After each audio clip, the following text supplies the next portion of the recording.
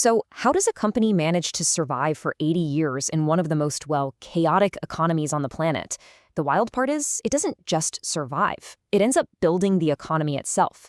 This is the incredible story of Bradesco, a bank that was built on a truly radical vision, some incredibly bold bets, and this constant need to adapt just to stay alive. It all kicks off with a question that sounds almost, I don't know, a little naive today. But asking this question in 1940s Brazil, that wasn't just idealistic, it was completely revolutionary. And it was the first domino to fall in building a massive financial empire.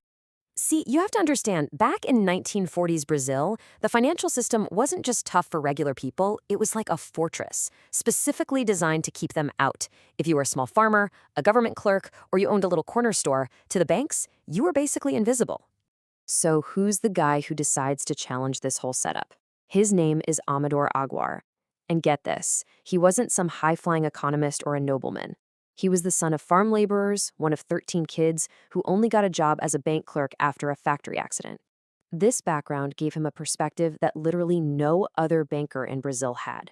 He looked around and saw a huge untapped market that the elites were just completely ignoring. So he has this big idea, and he calls it democratic banking. But listen, this wasn't just some feel-good social mission. Nope. It was a totally brilliant, kind of counterintuitive business strategy. Aguirre figured that millions of small, loyal customers could actually be way more valuable than just a few wealthy and frankly fickle ones. He was going to build his empire on the very people everyone else had written off. And he didn't just talk about it. He actually did it. The changes he made were, for the time, revolutionary. He took managers out from behind their metal cages and put them right out on the floor where anyone could talk to them. He kept the banks open longer for farmers who couldn't just drop everything in the middle of the day. And my favorite part, instead of just rejecting a form because of a mistake, his staff would sit down and patiently help the customer fix it. Every single one of these steps built this incredible level of trust and loyalty that became the absolute bedrock of the company. Okay, so you've built all this incredible customer loyalty. But even that can't save you from what's coming next for Brazil. An economy just spiraling out of control with insane inflation. And this is where Bradesco makes a bet that would literally define its future for the next 60 years. All right, picture this. The year is 1962. Brazil's economy is an absolute mess. It's politically unstable, and inflation is already hitting triple digits. Every single instinct would tell you to pull back, play it safe, right? Well, Bradesco did the exact opposite. And this, right here, is where the entire story just takes a hard turn. I mean, while all his competitors are looking at a computer and seeing this crazy, reckless expense, Aguiar sees something totally different. He sees a lifeline. He knew that when the value of money is changing by the day, human tellers just couldn't keep up. That one decision gave Bradesco a head start of decades on everybody else. So, armed with this incredible new tech advantage, Bradesco just goes on a tear. They start buying up banks in the south, then in the northeast, basically filling in the map of Brazil piece by piece. They launched the very first credit card in the country, creating a whole new powerful way to make money. By 1978, they had branches at the literal ends of the country, building a truly national bank, while their rivals were still just stuck in the big cities. All right, so if you thought things were crazy before, hold on. We're now entering Brazil's most chaotic economic period ever, the 80s and early 90s. This was the ultimate test. That big technology bet from 1962 was either going to pay off in a spectacular way or it was going to bankrupt the entire company. Just look at that number. Seriously, take a second. 2,477%. That was the annual inflation rate in Brazil in 1993.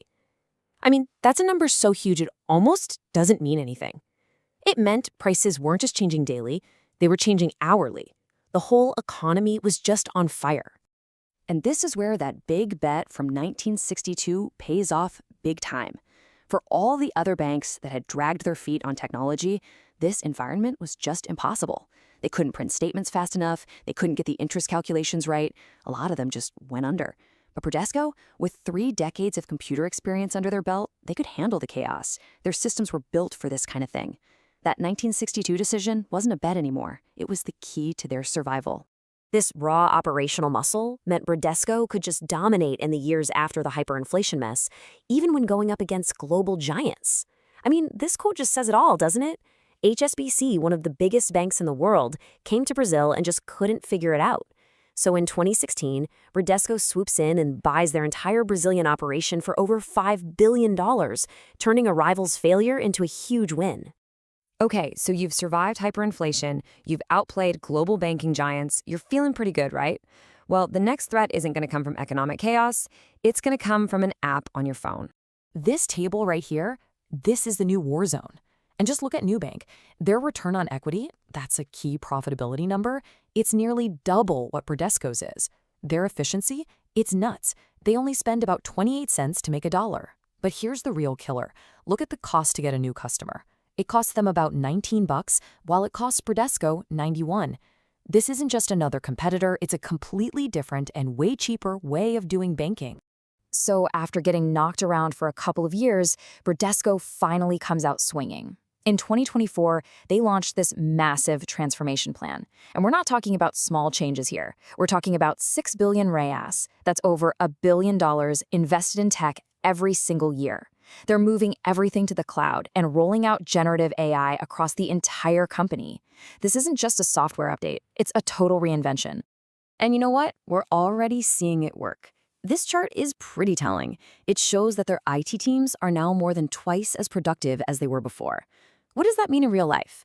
It means they can build and ship new digital products at fintech speed, not at the slow pace of a legacy bank.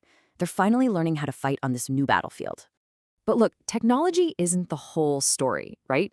With all this disruption, you gotta ask, how is an 80-year-old giant like Bradesco still in the game, let alone a dominant force?